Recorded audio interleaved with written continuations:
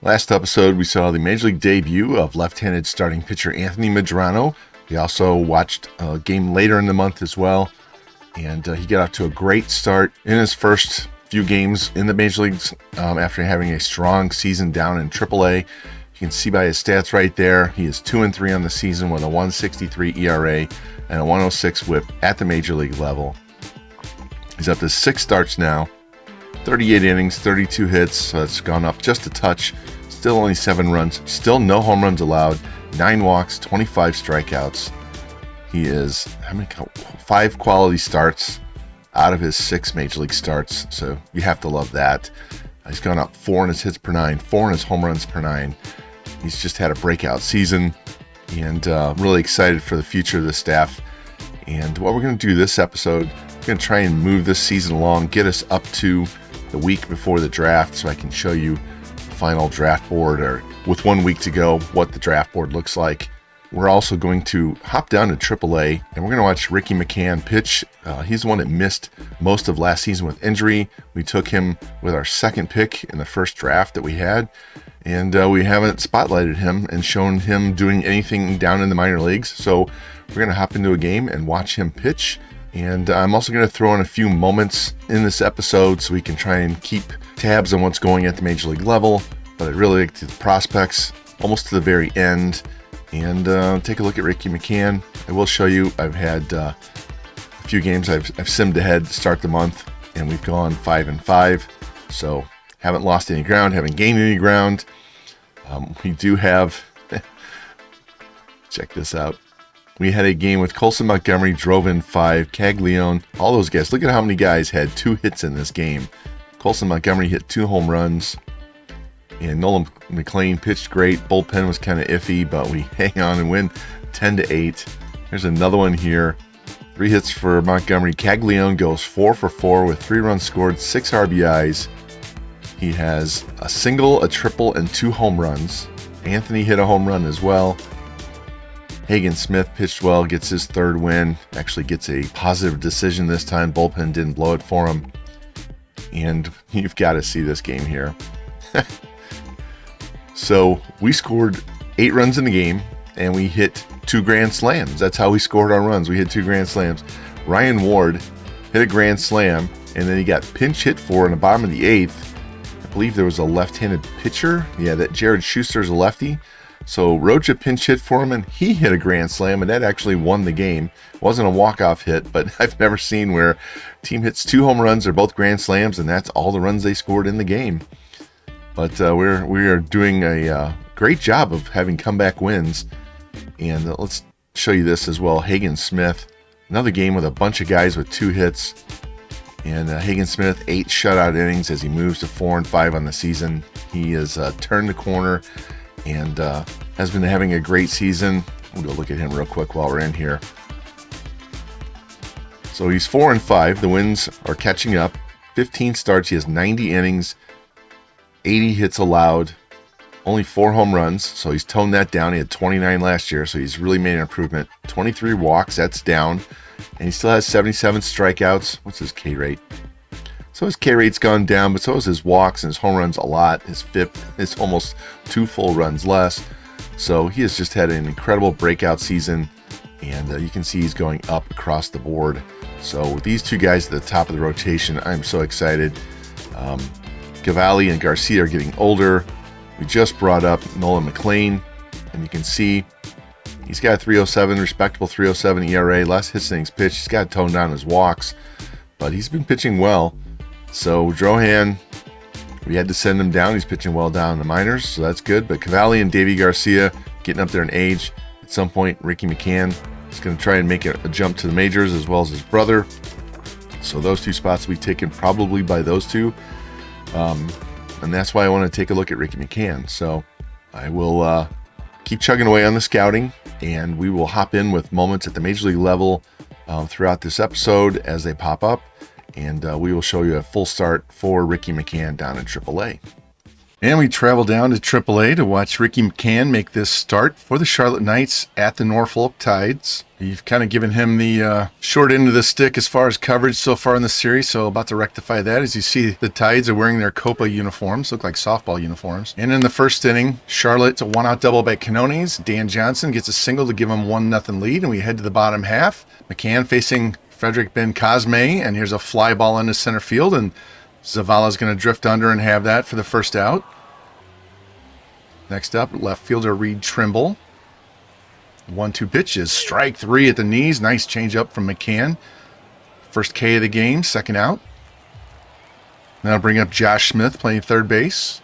1-2 pitch to him, and he swings through the high cutter and strikes out. So nice start by McCann. Gets an easy fly out, 2 strikeouts as we head to the second, 1-0 Charlotte.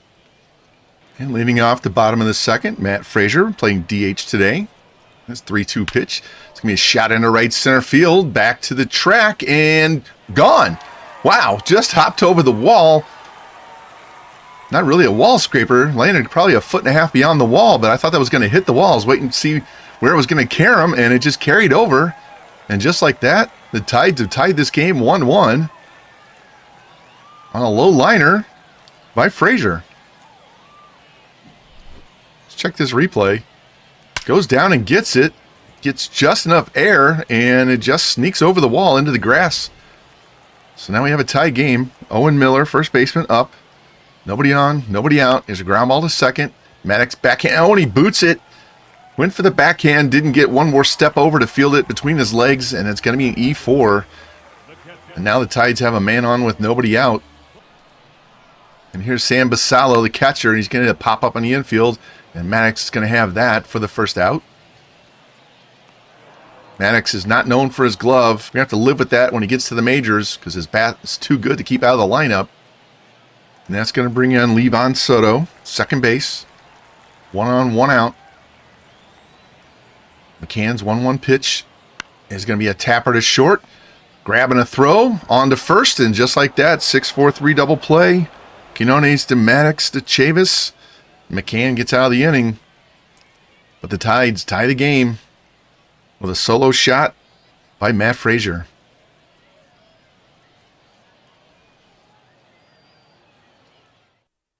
And we head to the bottom of third, still 1-1. Benny Montgomery, center fielder, leading off, and 3-2 pitches outside. Slider wasn't even close. And that's going to give him a leadoff walk. You see McCann's first walk of the game. In steps right fielder John Rhodes, hitting .308 on the season. 1 on, nobody out. And he's going to hit a ground ball to second. Maddox have to throw to first. It was hit too slow. Runner was already by him, so he'll take the easy out at first. Runner moves up to second now with 1 out. Then Cosme's up. 3-2 pitch from McCann on the way. It's going to be a fly ball in the center field. Zavala's going to have that. Throw comes in, the runner holds, so they'll have man on scoring position still at second. 2 outs. Reed Trimble coming up. Norfolk trying to get the lead here in the bottom of third. 3-1 pitch. And he's going to hit a line drive to center field. Zavala comes in and easily catches that right thigh high. So McCann pitches around that. Leadoff base runner. We head to the 4th inning. It's still 1-1. And now leading off the bottom of the 4th, Josh Smith, and he's going to hit a line drive into right field. Running in, and it's going to drop. It's going to drop right in front of Tatum. It's going to be a base hit. Tides are going to have their leadoff runner on again. So 1 on, nobody out. Frazier up. Hit a home run his last time. 1-1 pitch. It's going to be a shot into right center field again. Zavala's going to track this one down, though. And he'll get the ball back in and hold that runner to first. So we got 1 on, 1 out. Owen Miller, first baseman, up. McCann's 1-2 pitch. That's going to be a fly ball into left. Wes Kath is going to drift over on the warning track, and he's got it for the second out. So McCann giving up the fly balls, but keeping them in the park today. Outside of that one by Frazier. And Basallo comes up now with 1 on and 2 out. 1-2 pitch. And he swings through the fastball in the inner half and strikes out. So the Tides get a man on, can't get him home. McCann pitching well. Game still tied as we go to the 5th. Levon Soto leading off for the Tides. Still 1-1 here. And he's going to take a strike. 12-6 curve looked low to me. He didn't like it. McCann does, so there's one down, and that brings up Benny Montgomery. 3-2 pitch. It's going to be a fly ball into center field. Zavala's going to have that for the second out. It's been busy out there in center field today. That'll bring up right fielder John Rhodes. 1-1 pitch to Rhodes. It's going to be a tapper to third. Scooping a throw by Toribio, and that's the third out. So McCann cruising along here. 1 run allowed through 5. All right, head to the 6th. Still tied 1-1. Ben Cosme up. And he swings through the 12-6 and strikes out. It's the 5th strikeout for McCann. That'll bring up Reed Trimble now. Nobody on. 1 out, 2-2 pitch. Tapper back to the mound. McCann has it. Casual throw to first. And they're 2 down. In steps Josh Smith. He's 1 for 2. And now he's 1 for 3 as he strikes out on a 4-seamer on the inner half. McCann picking up his strikeout total here. We're through 6. It's still 1-1. In the top of the 7th inning, Maddox led off with a double. Kath singles him home. That's all the runs we would get that inning with Charlotte. Now a 2-1 lead as we head to the bottom of the 7th. Frazier homered earlier to tie the game. And he's going to hit a line drive into right field, and Tatum's going to have that for the first out. Not a lot of ground balls, a lot of fly balls and strikeouts today. Here's Owen Miller, and 2-2 pitch to him is strike 3 at the knees. Speaking of strikeouts, there's another one. That's number 7 for McCann. That brings up Basalo, 0 for 2. 1-2 pitch. Make that strikeout number 8 on pitch 106. Ricky McCann is dealing today. 1 run on 2 hits through 7. See if he comes out for the 8th or not. And Paul Schnell is going to come out of the bullpen and relieve McCann. Throwing 106 pitches in 7 innings, dominating. Hopefully this bullpen can hold this lead. Schnell would hold the lead. We're going to jump ahead to the 9th. Got nobody on, 2 outs. Jared Kelly on the mound facing Owen Miller. His 3-2 pitch is going to be a smash to third. Knocked down by Toribio. Throw across the diamond and just gets him for the 3rd out. And the Knights hold on and win 2-1. Great start by Ricky McCann. See the box score there. We allowed 4 hits. McCann 6-2. Suarez drops to 5-5. And Jared Kelly gets his 14th save. So we head to the box score. See 3 hits for Dan Johnson. 2 hits for Maddox. Johnson, Maddox, and Canones all hit doubles. See the Maddox error. Didn't come back to haunt us, though. McCann, 2 hits, 1 walk, 8 Ks, 1 run in 7 innings. Bullpen does their job. And the Knights hold on to win 2-1.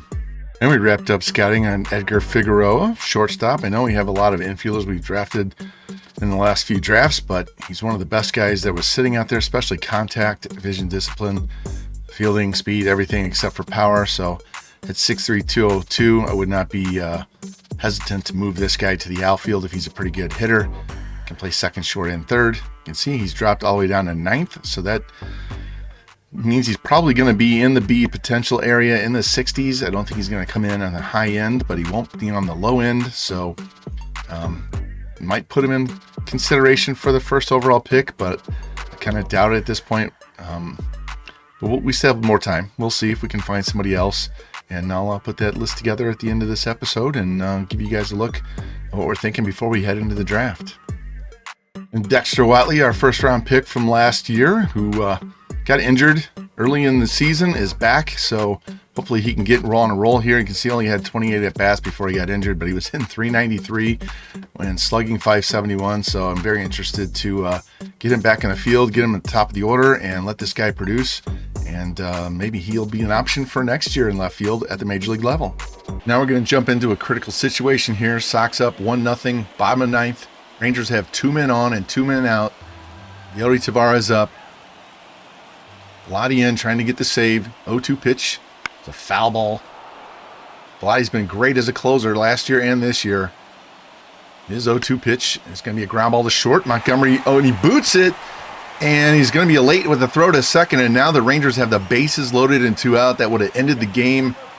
Monty's usually sure-handed. Now we have a real situation with bases loaded and 2 out. Jose Trevino up. You saw he's hitting over 500 with men in scoring position. And Blatty's going to get a pop-up into shallow center field. Anthony's going to settle under that. And he pitches around the error as the Sox hang on and win the game. Little drama there in the 9th inning as they win the game 1-0. Davy Garcia with a gem goes to 8-7. Dustin May 4-3.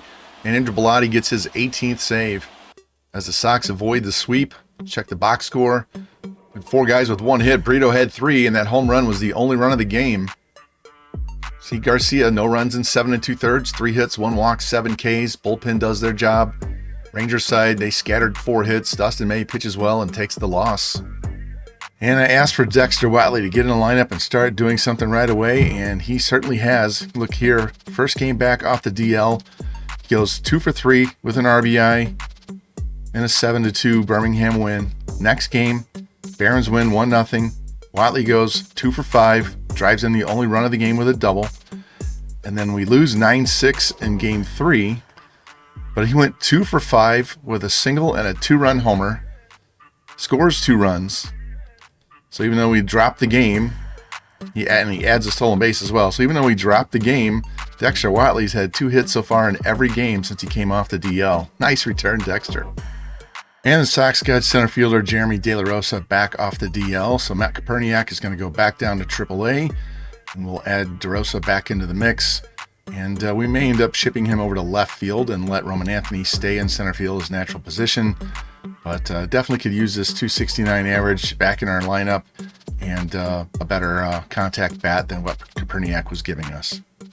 And we're going to hop into another critical situation here. Sox up 4-3 in the 9th. Men at the corners, 1 out. Bellotti trying to finish this off. Freddie Fermin up.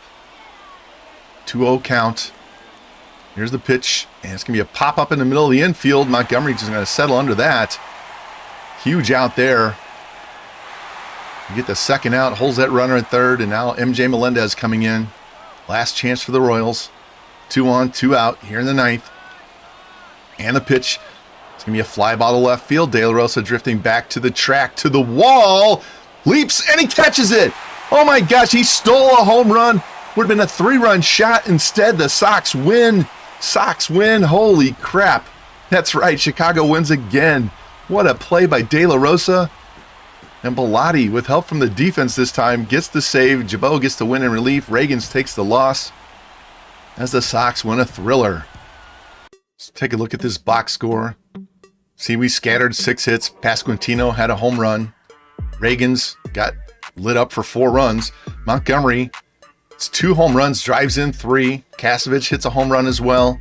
Cavalli, decent 5 innings. Bullpen really did their job. And the Sox win 4-3. There we go.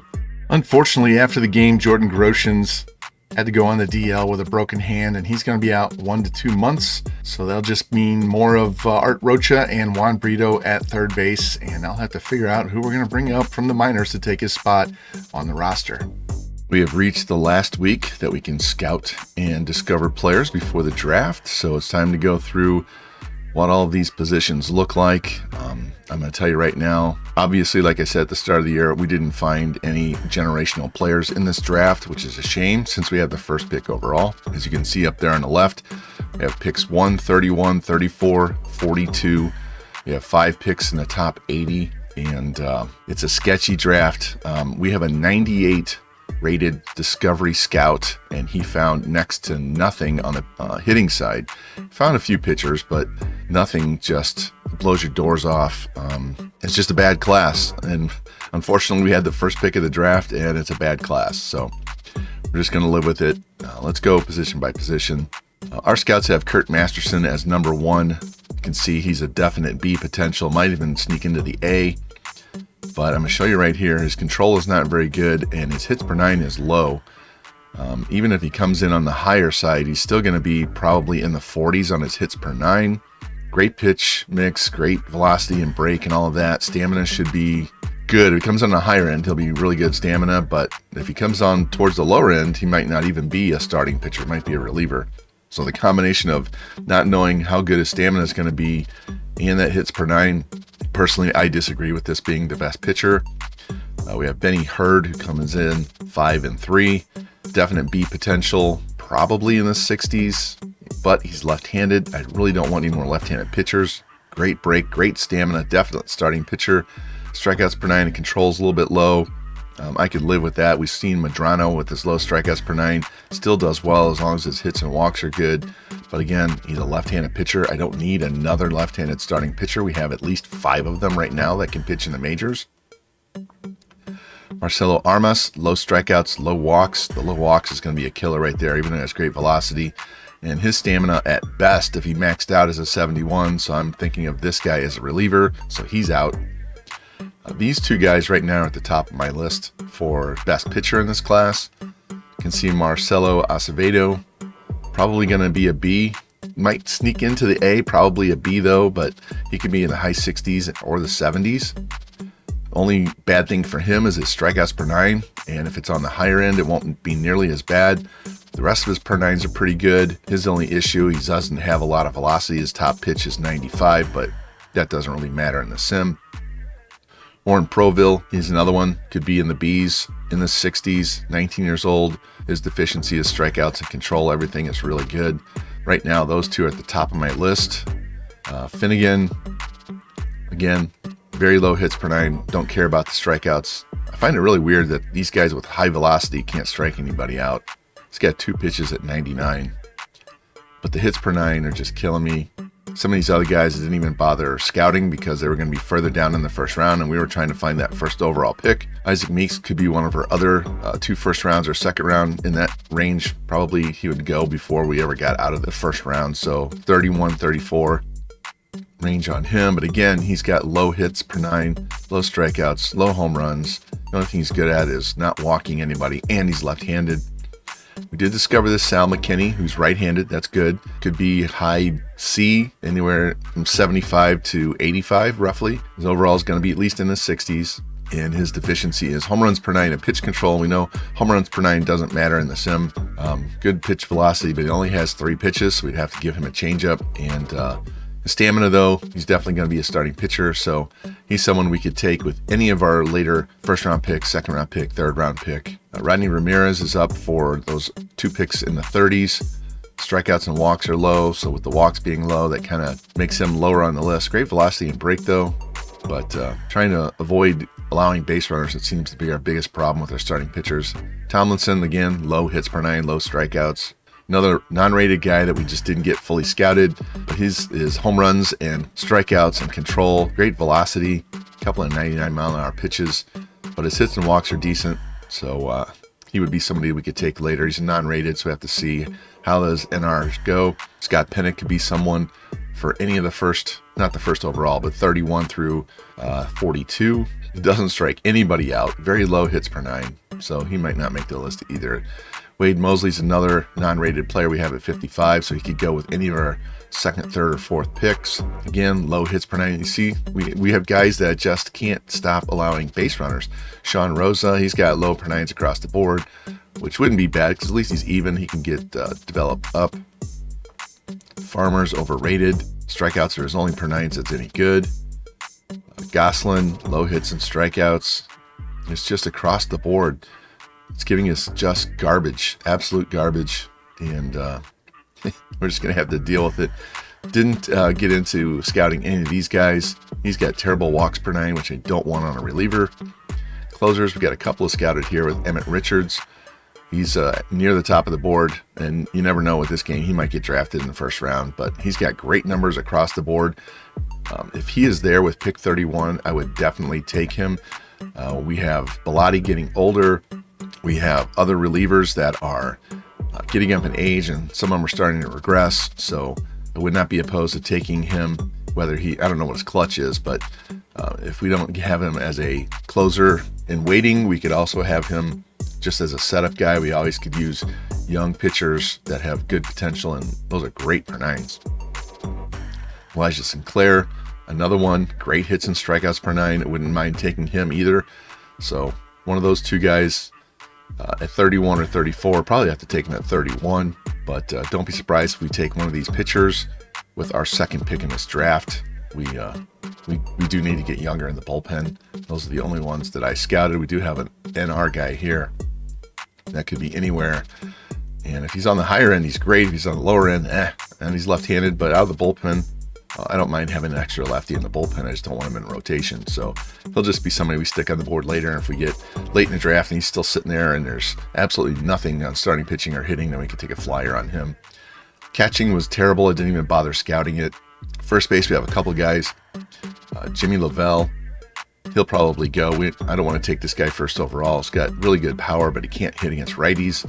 Great fielding and reaction, though. But I wouldn't take him with the first overall pick. Did find this guy, Barry Sanders. He's a B potential in his 60s, 22 years old, and his secondary position is catcher, so that's nice. And his range is 77 to 73, so we could take him with pick 42 in the second round. I doubt he would last till the third round. Really good power against lefties, okay power against righties. He's a switch hitter. I like the fact that he can be an emergency catcher. Some of these guys, they just didn't pan out when you scout them out.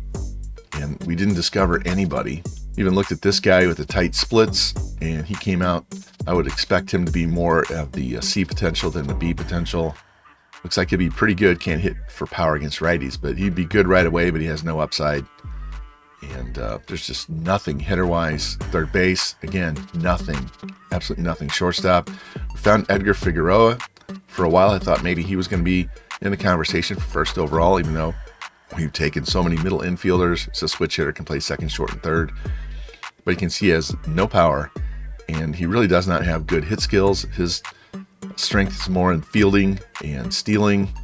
So I don't really want to take a low bat, high fielding guy with the first overall pick.